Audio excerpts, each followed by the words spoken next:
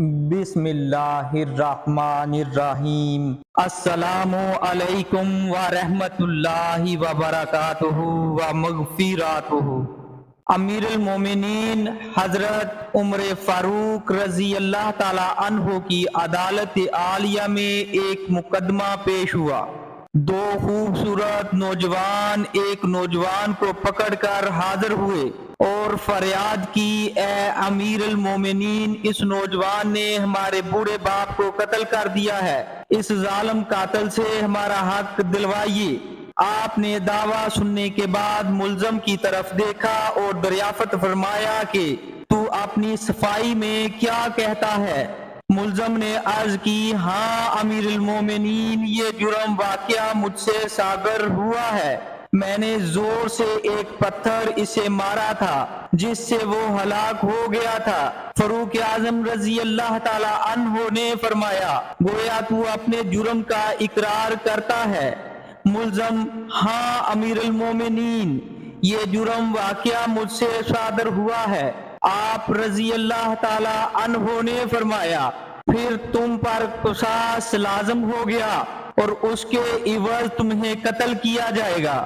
ملزم نے جواب دیا، آقا، مجھے آپ کے حکم اور شریعت مطہرہ کے فتوے سے انکار نہیں، البتہ میں ایک گزارش کرنا چاہتا ہوں۔ آپ رضی اللہ تعالی عنہ نے فرمایا، بیان کرو۔ عرض کی، 3 دن کی مہلت چاہتا ہوں، 3 دن بعد حاضر خدمت ہو جاؤں گا۔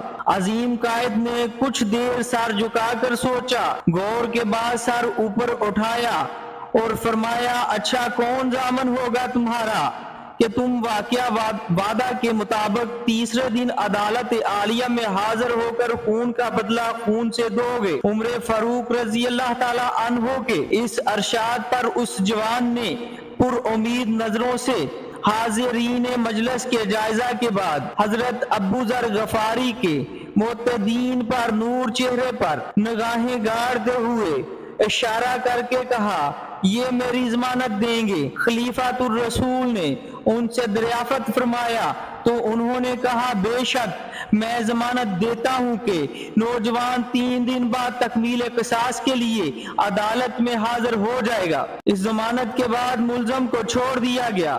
2 دن گزر گئے اور تیسرا دن آ گیا۔ جلیل القدر صحابہ اور مشیران خلافت دربار میں جمع ہوئے، دونوں مدعی بھی آ گئے، حضرت ابو ذر غفاری رضی اللہ تعالی عنہ بھی آ گئے۔ ملزم کا بے قراری سے انتظار ہونے لگا۔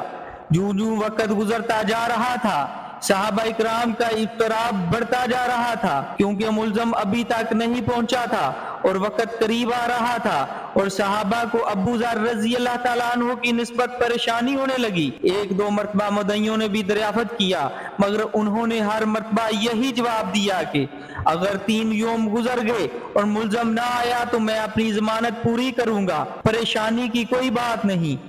جب حاضرین پریشانی کی انتہا پر پہنچ گئے اور دہلا دینے والے انجام کے تصور سے سہم گئے کہ اچانک ایک طرف سے ملزم دربار میں حاضر ہوا۔ اس کا جسم پسینے سے شرابور تھا، چہرے پر گرد جم چکی تھی، مسلسل بھاگنے سے اس کی سانس پھول گئی تھی۔ اس نے آتے ہی سلام کیا اور عرض کی، اللہ تعالیٰ کا جو حکم ہے بجا لایا جائے۔ آپ رضی اللہ تعالیٰ عنہ کے دریافت کرنے پر ملزم نے بتایا کہ میں ایک امانت سپرد کرنے گیا تھا۔ واقعہ یوں ہے کہ میرا ایک چھوٹا بھائی ہے، والد فوت ہو گیا۔ موت سے پہلے اس نے میرے پاس میرے چھوٹے بھائی کے لیے کچھ سونا رکھا تھا اور وصیت کی تھی کہ جب وہ جوان ہو جائے تو اس کے سپرد کر دینا۔ میں وہ سونا ایک جگہ رکھ آیا تھا جس کا مجھے ہی علم تھا، اس لیے میں وہ سونا سپرد کرنے گیا تھا۔ الحمدللہ میں نے امانت اس کے سپرد کر دی جس کی وہ تھی۔ امیر المومنین رضی اللہ تعالیٰ عنہ نے ابو ذر غفاری رضی اللہ تعالیٰ عنہ سے پوچھا کہ آپ نے ضمانت کیوں دی تھی؟ کیا یہ آپ کا واقف تھا؟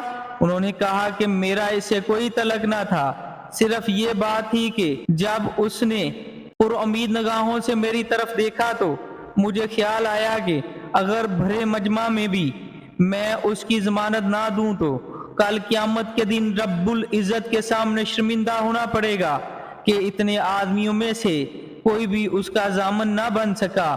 اس لیے میں نے اس کی ضمانت دی، حالانکہ میں اسے بالکل نہ جانتا تھا، نہ مجھے یہ معلوم ہے کہ یہ کہاں رہتا ہے۔ بس اس کی ظاہری شرافت نے مجھے یقین دلا دیا تھا کہ وعدہ کا پکا ہے، اور میں نے ضمانت دے دی۔ یہ بات سن کر حاضرین محفل عشق آلود ہو گئے۔ مدعیوں نے التجا کی کہ اے امیر المؤمنین رضی اللہ تعالی عنہ، ہم نے اپنے باپ کا خون معاف کر دیا۔